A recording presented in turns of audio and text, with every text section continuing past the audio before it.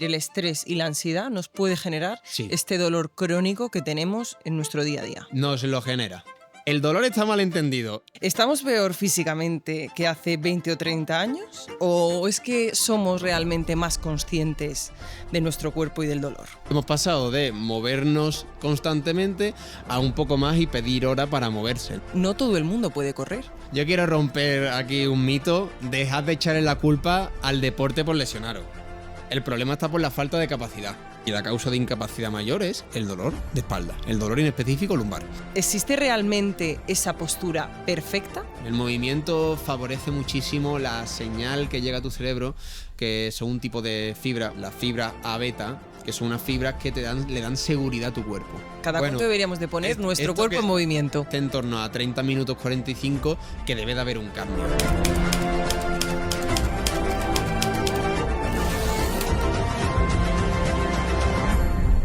Bienvenidos a Palabras con Salud. Yo soy Marina Montiel y hoy vamos a hablar de algo que todos tenemos, pero que normalmente solo escuchamos cuando empieza a doler. El cuerpo. Dolor de espalda, cervicales, tensión, lesiones, sedentarismo, estrés, malas posturas. Vivimos cada vez más desconectados de nuestro cuerpo y muchas veces normalizamos molestias que no deberían formar parte del día a día. Para ayudarnos a entender por qué está pasando y cómo podemos cuidar mejor nuestro cuerpo, hoy nos acompaña Toni, fisioterapeuta y creador de Fisioteduca, uno de los perfiles de divulgación sobre salud y movimiento más seguidos en redes sociales. Toni, bienvenido. Un placer estar aquí, más con este sillón que... Bueno, marca me Murcia. La historia y, marca ojo, Murcia, marca Murcia. La verdad es que estamos comodísimos y la gente cuando os sentáis ahí es como que no os queréis ir. O es sea una nube, que, es un poco que nube. son buenas señales. Bienvenido, muchas gracias por acompañarnos en el espacio. No, a ti, Marina, por la invitación y deseando tratar diferentes temas. Lo hemos conseguido, no ha sido tarea fácil, pero lo hemos conseguido. Me gustaría empezar, Toni, por una pregunta que, bueno, en la que he reflexionado bastante y es: ¿estamos peor físicamente que hace 20 o 30 años? ¿O es que somos realmente más conscientes de nuestro cuerpo y del dolor? Es una gran cuestión. Para mí son los dos. Es decir, esta parte tan tecnológica que en los últimos años ha crecido tanto hace que pasemos mucho menos tiempo en actividad. De hecho, hemos pasado de movernos constantemente a un poco más y pedir hora para moverse, ¿no? Llegan las 8 de la tarde y no, yo de 8 a 9 me muevo. Antiguamente a lo mejor ibas al trabajo andando, eso se está perdiendo. Pero bueno, es lógico. Entonces, ¿por qué te digo las dos? Porque por esa parte sí, pero es que también nos quejamos más. A día de hoy hay más conciencia sobre nuestro cuerpo, por lo tanto también nos quejamos. Entonces yo creo que es como una nube de ambos pensamientos. No sabría decirte, te devuelvo la pregunta. ¿Tú qué opinas? ¿Con cuál te quedas tú? Pues yo estoy totalmente de acuerdo contigo y es cierto que pasamos de la calma absoluta, o sea, del sedentarismo máximo, a la actividad extrema. Es decir, de estar sentados todo el día a correr a lo mejor 15 kilómetros. Entonces eso a lo mejor a nuestro cuerpo le daña, le molesta y luego sentimos pues ese dolor, ¿no? Pues sí, al final vivimos adaptándonos, ¿no? Los principios fundamentales del cuerpo humano, a nivel de anatomía, fisiología, como nosotros funcionamos, es en base a adaptarnos, no es en base a tener un cambio abrupto, que es lo que mayoritariamente hacemos y después vienen a las clínicas, ¿no? Ahora que está tan en auge el running, que seguro que hablamos en algún momento de él, pues te das cuenta de que a día de hoy la consulta se llena de rodillas del corredor. Dolores de rodilla de esta zona, de la zona lateral, interna. Muchas veces son porque te apuntas a un famoso social run, ¿no? A una carrera con amigos, porque después te vas a echar una birra, porque después vas a echarte un café. Y claro, todo viene precedido de que tú antes no has hecho nada de deporte parecido a eso. Y de repente, ¡pam! Hablabas de la rodilla del corredor. ¿Cuáles son las consultas más frecuentes? Para mí, en la tuya. Que lo que yo veo sobre todo es a personas deportistas jóvenes, hay un crecimiento brutal de justo eso. Te lo digo porque es que acabo de venir de tratar a una rodilla del corredor. Que de hecho es un síndrome muy chulo porque hay varias rodillas del corredor. Hay personas a las que le duele el tendón que termina el cuádriceps, termina la rodilla, el tendón rotuliano famoso. Pero hay otros que le duele en la zona lateral de la rodilla, por dentro, ¿no? Todo viene dado de dos factores, que a veces son conjuntos, pero otras veces no. El primero es la falta de entrenamiento, de exposición a la carrera. No, yo he normalizado que quiero correr una media maratón. Chiquillo, una media maratón es mucho. Lo que pasa es que socialmente ahora estamos aceptando que no, que eres un pardillo si no más que haces un 10K, ¿no? Y está el otro lado, que es el sobreentrenamiento. Con tanta emoción, con tanta motivación, por eso se llenan las clínicas. Porque esos dos factores o se juntan o van por separado, pero lo que te dan es que tu rodilla no le da tiempo a adaptarse a lo que tú quieres hacer. Siguiendo por este hilo, que me parece súper interesante, porque yo siempre he pensado que no todo el mundo puede correr. Igual que no todo el... Me refiero, no todo el mundo puede correr una maratón. Igual que no todo el mundo puede hacer quizá gimnasia rítmica, ¿no? ¿Cuál es tu opinión con respecto a esto? Es decir, las personas que vayan a correr determinados kilómetros deberían de, antes de ponerse a ello, saber si están preparados o no para que luego no ocurran este tipo de cosas. Sí, de hecho, ¿cuál es mi cámara? ¿Esta de aquí? Esa es tu cámara. Yo quiero romper aquí un mito. Dejad de echarle la culpa al deporte por lesionaros. El problema está por la falta de capacidad. Entonces, hay muchas personas, pero muchas, Marina, que hacen una maratón y no quieren terminarla, quieren llegar al kilómetro 30. ¿No? Para la siguiente hacerla entera. ¿Qué ocurre? Que cuando tú estás en carrera, con la dopamina, la motivación que lo tienes al lado, las personas quieren terminarla. Y esos últimos kilómetros son los que lesionan. Son los que lesionan porque tu cuerpo nunca ha estado en esas condiciones de fatiga. Entonces, actúa muy diferente. Porque todos podemos hacer... ¿qué te digo? 1 kilómetro, pero no todos podemos hacer 42 kilómetros. No porque nuestro cuerpo no pueda, porque nuestro cuerpo biológicamente sí que puede. De hecho, nuestros antepasados corrían a lo mejor tiradas de 100 kilómetros al día emigrando de un sitio a otro, sino porque es que el propio cuerpo no está adaptado a ese deporte. Con la gimnasia rítmica, vengo de grabar con Hugo, que no sé si lo has visto, que es de Andalucía Directo, que es un gimnasta que ha tenido un problema grande, que ha denunciado pues ese maltrato que hay de no, es que la gimnasia rítmica es solo para hombres. Bueno, ese es otro tema, pero yo viéndolo entrenar me di cuenta que en esos deportes sí que hay cierta barrera, que es que tiene una movilidad, tía, que si la ves en persona lo flipas. Alucinante. Entonces, esas capacidades se entrenan, tienen un límite, la genética influye, pero la recomendación siempre debe ser, todo el mundo puede hacer un deporte y puede desarrollarlo, pero hay que tener clara que la capacidad, como su nombre indica, es la forma de ser capaz. Necesitas un tiempo para adaptarte. Además de esta tendencia de running, que la tocaremos también más adelante, hay otra tendencia, y es que la mayoría de personas vivimos con dolor de espalda, de cervicales, el cuello, vale, todos nos metemos, y lo vivimos como si fuera algo normal. Uh-huh. ¿Cuándo deberíamos de preocuparnos? ¿O es normal también vivir con este dolor?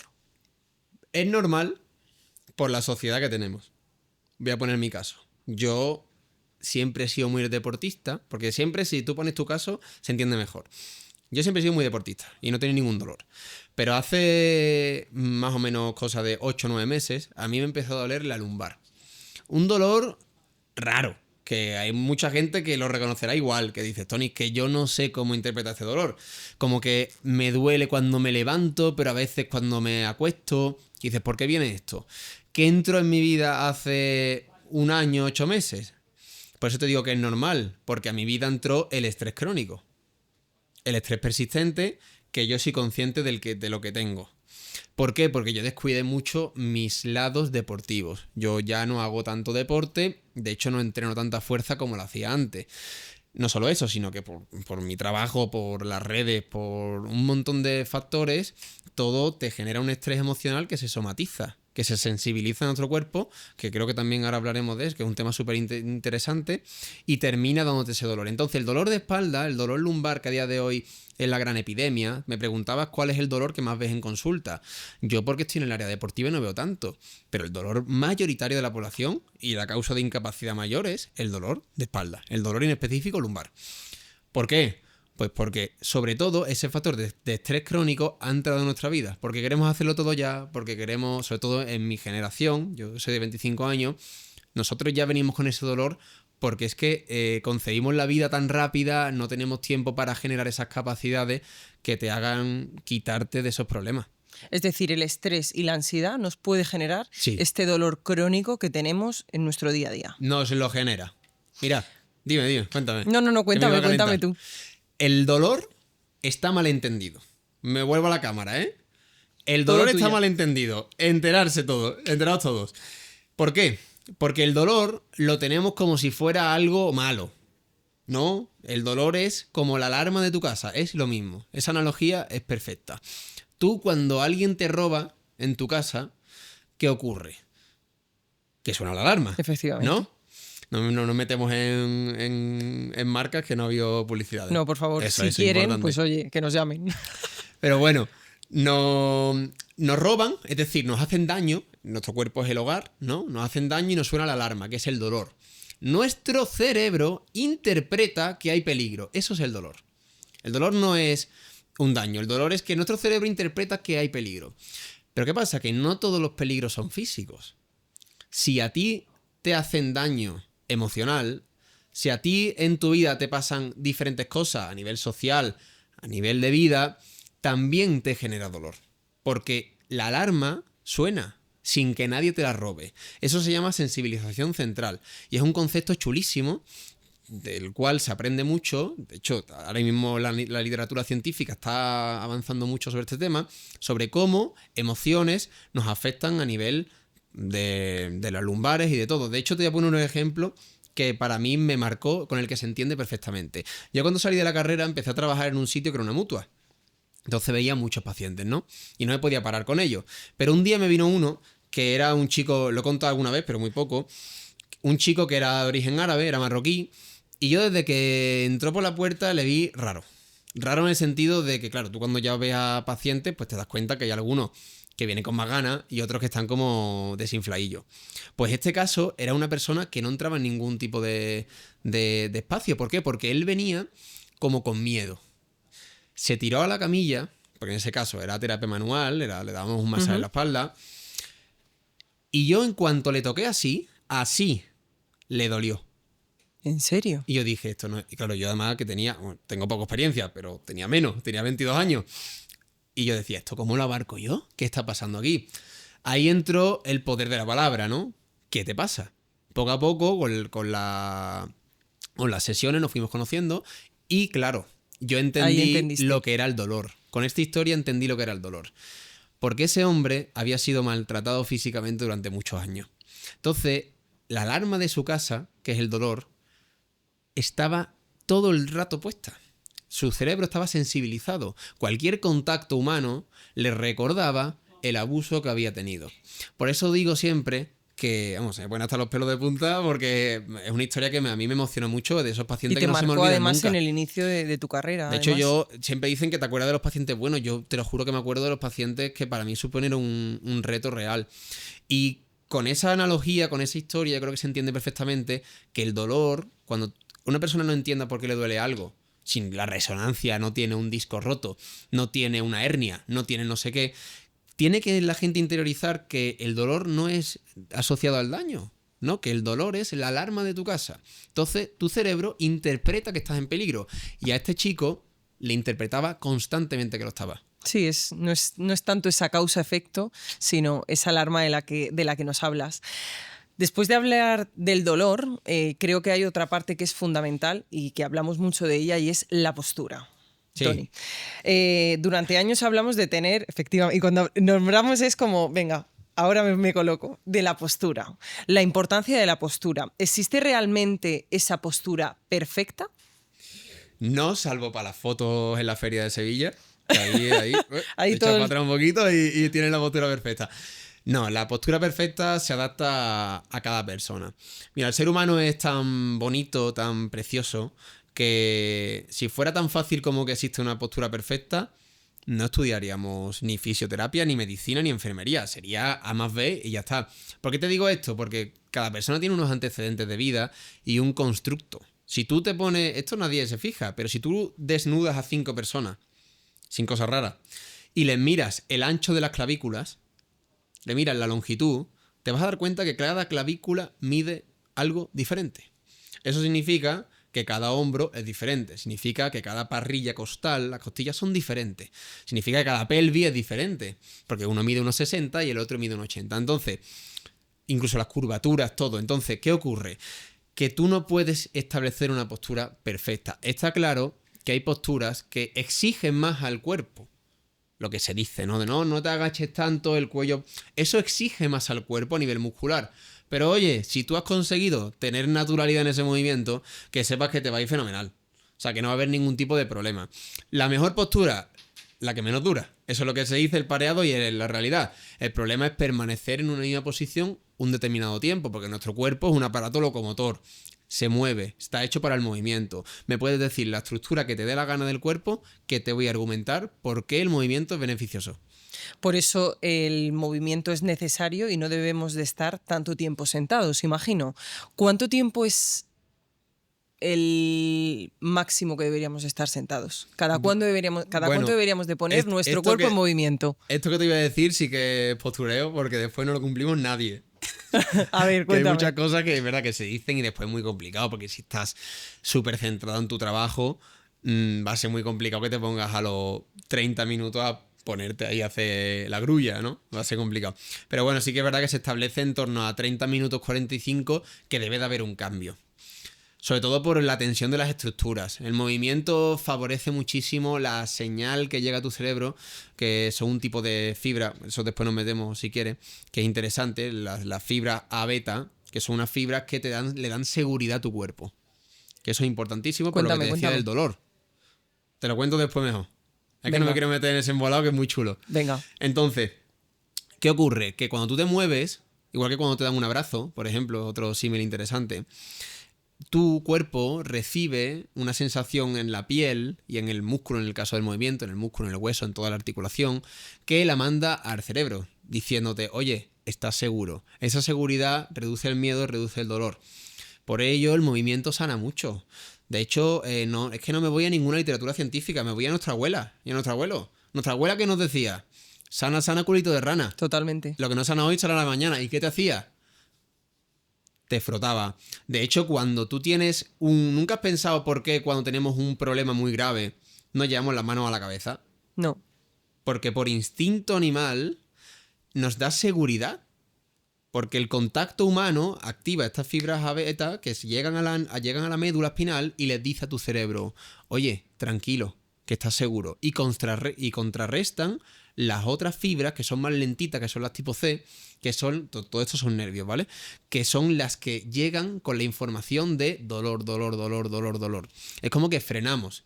De hecho, no solo la cabeza, sino que cuando nos duele el tobillo, nos hemos pegado con el dedo chico, qué tragedia. ¿Qué hacemos también? Nos llevamos instintivamente la mano al pie. De esas frases de la abuela que ahora tú les estás dando ciencia y evidencia, Tienen ciencia. vamos a hablar de los mitos.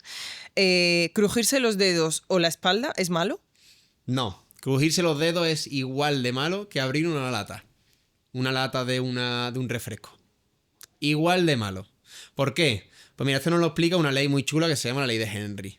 A mí me encanta esta explicación. ¿Por qué? Porque dentro del cuerpo humano, dentro de las articulaciones que nos crujimos, en este caso los dedos, si nos miramos los dedos, tenemos varias falanges, ¿no? Todos sabemos que el dedo está compuesto de huesos, ¿no? Pues entre los huesos hay una unión. Hay una especie de cápsula, ¿vale? Que es la que se llama así, cápsula sinovial, en la que hay un líquido. ¿Por qué te digo lo del refresco? Porque voy a coger esto como representación de refresco. Venga. Cuando yo abro un refresco, Marina, cuando está cerrado un refresco, Marina, dentro hay burbujitas de gas. No. No, hay líquido. Pero cuando lo abres, ¿qué pasa? Que salen. Que sí que hay burbujitas de gas. Esto es un principio de la física, que es la ley de Henry, que nos dice que un gas está disuelto en un líquido hasta que cambian la presión o el volumen. Y entonces se va. ¿Por qué no suenan las articulaciones?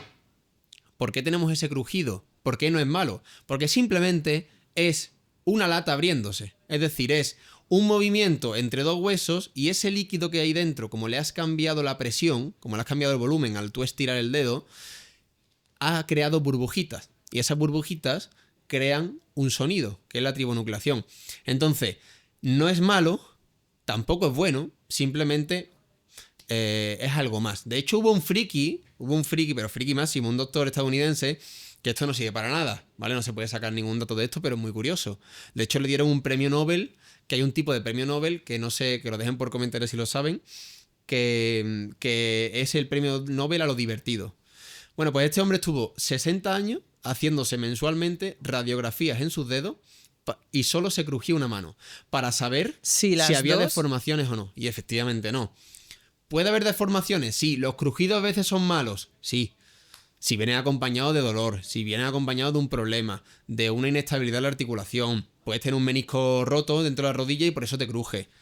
Vale, y en cuanto a frases como tengo la espalda desviada o tengo una pierna más corta, ¿qué opinas? A ver. Opino que los tacones te los tienes que arreglar entonces. No, hombre. Yo los tengo iguales, ¿eh? No, opino que son frases que yo les llamo etiquetas. Ujú. Te llega el médico, te dice eso y ya tú te la comes para siempre. Y es una etiqueta que no es real. Hablábamos de las posturas, no hay ninguna perfecta, pues lo mismo, no hay ningún cuerpo perfecto. Las lesiones nos deforman. Ahora yo voy a empezar a ver un chico que tiene una fractura en su pie, una luxación tuvo en su pie, y tú le ves los dos pies y son completamente diferentes, cuando deberían de ser iguales, pero la función la tienen. Yo lo que le digo al mundo siempre es que lo importante es la función, no la estructura. Entonces, si tú tienes una escoliosis, Usain Bolt también la tenía. Hizo su vida. Si tú tienes una lesión, otros grandes deportistas, otras grandes personas que han desarrollado mucho su habilidad física la han tenido. Simplemente adáptate. Cumple la función. Lo importante es la función. ¿Tú funcionas? Hay gente que me viene y me dice, no, es que yo tengo 2 centímetros de cadera. ¿Pero te funciona bien la cadera? Sí, pues ya está. Pues ya está. Vamos a hablar ahora de ejercicio y recuperación y de esa salud real, Venga. pero quiero que me adelantes y que ya nos expliques, que nos tienes ya como unos 20 minutos en vilo, esas fibras de las que nos hablabas, cuéntanos. Bueno, mira, te devuelvo la pregunta. ¿Por qué nos gusta tanto un masaje? Nunca me han preguntado tanto como tú, eres la primera persona que Es que a mí me tanto me está encanta preguntando. preguntar. Me encanta contestarte. Es que yo también entrevisto, así que... Efectivamente. Me gusta un Tú y yo, masaje. Marina, de persona, ¿por qué te encanta un masaje? A todos los seres humanos nos encanta. Me encanta un masaje porque me siento después de él liberada. Liberada, me encanta esa palabra. ¿Pero te sientes permanentemente? No, te sientes el día Sí, siguiente. claro, como 2 o 3 días. De hecho, cada vez que voy al fisio yo le digo, ¿cuándo debo de volver? Porque yo siento que debería de ir una vez a la semana Estás mínimo, adicta. te lo juro, porque es como que siempre me siento mal, siempre me siento que me duele algo. Pues mira, voy a explicarte el poder realmente de un abrazo, el poder de las manos. Cuando nosotros tenemos dolor en una zona, lo que nos está diciendo nuestro cuerpo es que hay unas señales, hay unas fibras nerviosas que son las tipo C, que van muy lentitas. Son como unos policías que le avisan al cerebro, van a la médula y le avisan al cerebro de, uy, aquí hay dolor, peligro. Ah, como hablábamos antes, la alarma de casa, se activa la alarma, tengo dolor, tengo dolor. ¿Qué ocurre cuando yo te toco? Cuando yo te toco el brazo, te toco la espalda, te toco la zona que te duele. Que estoy activando unas fibras que hacen un estímulo mecánico, los mecanorreceptores, ¿no? Yo al tocarte, ¿tú cómo sabes que te toco? Porque tú lo notas. Porque hay unas fibras que le están enviando información a tu cerebro de hay algo ahí tocándote.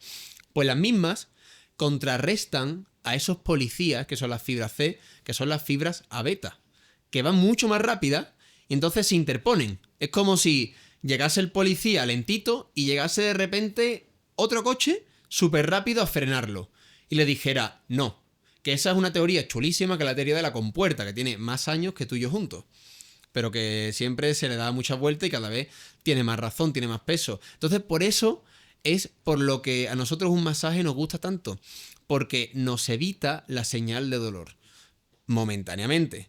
Los policías siguen su camino, porque a los 4 días el dolor sigue estando.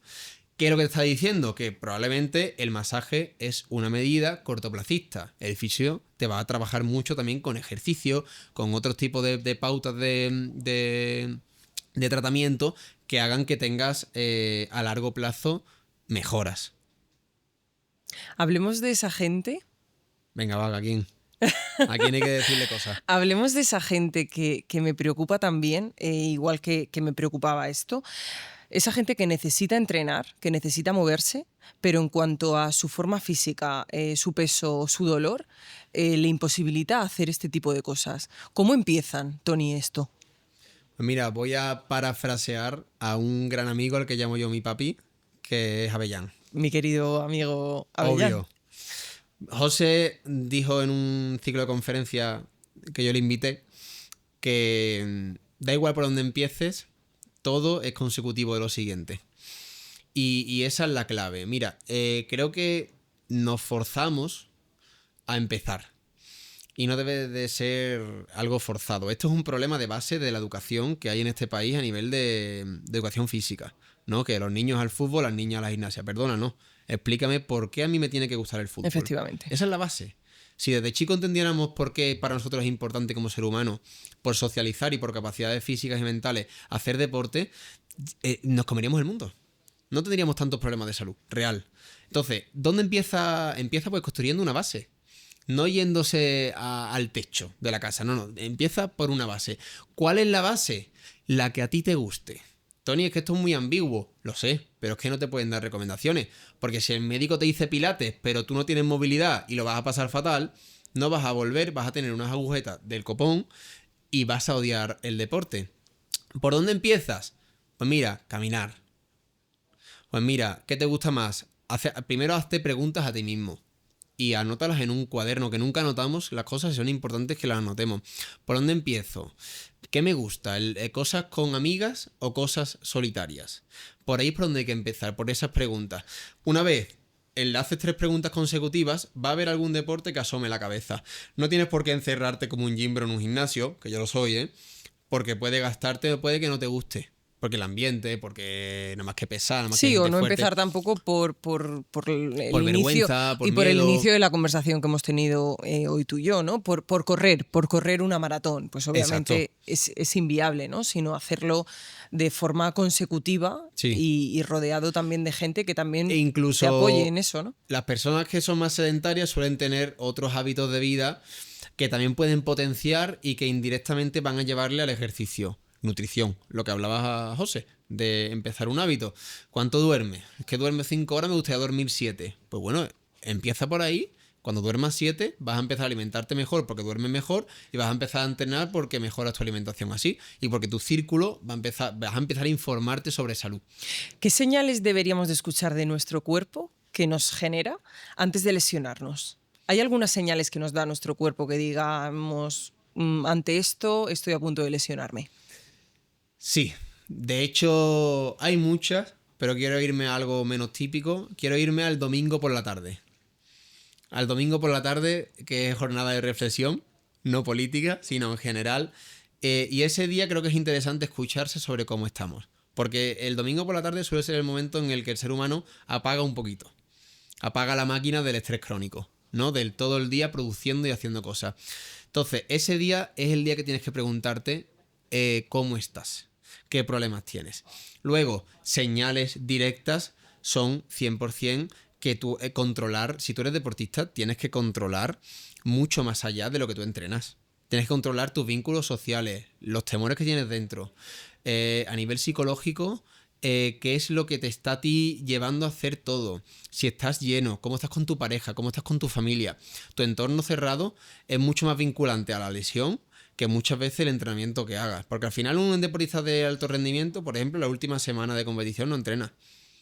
Pero sí que tiene que nutrirse bien y sí que tiene que fomentar tener un aspecto positivista en su alrededor. Creo que eso es mucho más importante, esas preguntas sobre a dónde vamos y es lo que al final nos lesiona. Y si pudieras dar 3 consejos para cuidar nuestro cuerpo eternamente, ¿cuáles serían? 3. Bueno, el primero, que vivamos lo que vivamos, que es también la labor del fisioterapeuta, le demos calidad de vida a los años. Primer consejo se lo voy a dar a mi generación. A los de 25, 30, 35, 18, no hay que esperar a los 40.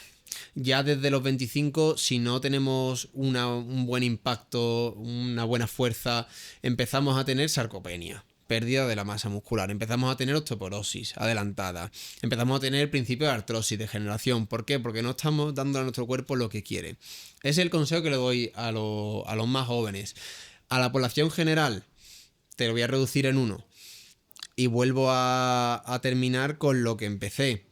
Vigilar el estrés crónico. El estrés crónico en la sociedad de hoy en día te lo va a decir un cardiólogo, una traumatóloga, un neurólogo, un fisioterapeuta, una enfermera. Es lo que más mata, indirectamente, porque es el factor que todos compartimos. y hay que tenerlo visible, sobre todo en base a redes sociales, conductas que antes, o procesos que antes tardaban 7, 8 días y ahora tardan, ¿cuánto? 30 segundos, con lo que ha ocurrido a la IA. Todo eso, si no interiorizas bien, entras en una vorágine de acontecimientos que te llevan a tener un estrés crónico, que es el que tienes que vigilar, y repito, es el factor, obviamente por detrás del tabaco y de otros grandes factores, que más mata porque es silencioso. ¿Cuál es el mayor mito que te gustaría eliminar de la fisioterapia?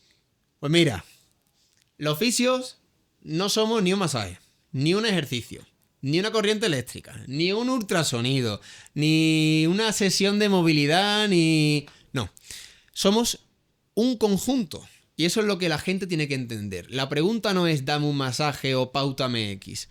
No, la pregunta es trátame. ¿Cómo me puedes tratar para quitarme la lesión? Porque igual que un médico, igual que una enfermera, nosotros lo que hacemos es elegir qué técnica le viene bien al paciente. Entonces, que el mundo alguna vez, que yo entiendo que es muy complicado porque, como tú dices, el masaje nos gusta a todos y es parte de nuestra profesión, pero que el mundo alguna vez entienda que lo que nosotros hacemos es darle calidad de vida a los años que tenemos. Y lo hacemos tratando, no con una técnica, sino en general razonando, que para algo tenemos el cerebrito y por lo que estudiamos, y tratando. En redes sociales, Toni, vemos muchísima desinformación. También vemos mucho contenido de valor, como es el que tú das, pero vemos también mucha desinformación. ¿Cuál es tu opinión al respecto? Bueno, mi opinión es que las personas que estamos formadas, yo tengo 25 años, me queda una barbaridad por aprender, ¿eh? Pero las personas que estamos formadas con una profesión sanitaria, con una carrera, debemos de estar en redes sociales. No por querer nosotros y nuestro ego ser los mejores, sino porque tenemos que luchar en contra de esa información que hay. Te podría decir a millones de amigos míos, farmacéuticos, enfermeras, fisios, podólogas, médicos, que divulgan en redes, y lo que realmente hacemos es generar una información que sea real. Todos nos vamos a equivocar. Alguna vez vamos a pegar un pildorazo que diga, Totalmente. madre mía, qué cagado. El que tiene boca se equivoca. Exacto. Pero lo que debe de hacer un sanitario en redes sociales es tener cabeza y actuar siempre en base a la ciencia. Tener diálogos diferentes, sí, pero siempre tener ciencia. Porque la ciencia, y esto va destinado a los Marcos Llorente and Company, la ciencia no correlaciona A más B. A no es causa de B. Y menos si tú lo observas. A será causa de B si un montón de artículos en los que tú estás involucrado, estudias con una muestra seleccionada, suceden. Y aún así, tampoco se puede extrapolar a la sociedad. Entonces, la palabra de sanitario debe ser depende. Así que siempre tiene que haber presencia en redes de divulgadores, de sanitarios, para contraponerse a tanta desinformación que hay. Y hablando de divulgadores y de desinformación, estamos llegando ya al final de la entrevista. Me gustaría preguntarte, ¿a quién te gustaría ver o escuchar en este espacio? Pues me has dicho que te traes a José, te lo quería decir. Que yo, para mí, mi padre, así que yo lo amo a muerte. Que te traigas a la traumatóloga, que es otra amiga mía, la traumatóloga aquí, que lo está haciendo súper bien. Te va a venir aquí un poco más con el Imperio Romano, de lo que le gusta la historia. Y después también tirarte un nombre un poco más disruptivo, fuera del contenido de divulgadores, tirarte un influencer que creo que lo está haciendo muy bien en el terreno de la concepción del running, que es Iván García, que lo conocí hace poquito en persona y me pareció un tío increíble. Y oye, también pues si te quieres abrir a algún influencer que también hace cosas de al fin salud. Y al cabo también es salud, es deporte, y el deporte nos da... tiene una comunidad increíble, él es muy famoso y ojalá se pase por aquí. Pues Toni, muchísimas gracias por acompañarnos en este espacio, por ayudarnos a entender mejor nuestro cuerpo y saber qué ocurre cuando vuestras manos nos tratan y nos ayudan a sentirnos mejor. Nada, muchísimas gracias a ti de nuevo y esto va para arriba, ¿eh? Yo te veo de aquí a 4 años, 5 años, vamos, establecidísima. Muchísimas gracias y nada, aquí tienes tu casa. Hasta pronto. Muchas gracias. Y a todos los que nos veis y nos escucháis, gracias por seguirnos un episodio más aquí en Palabras con Salud.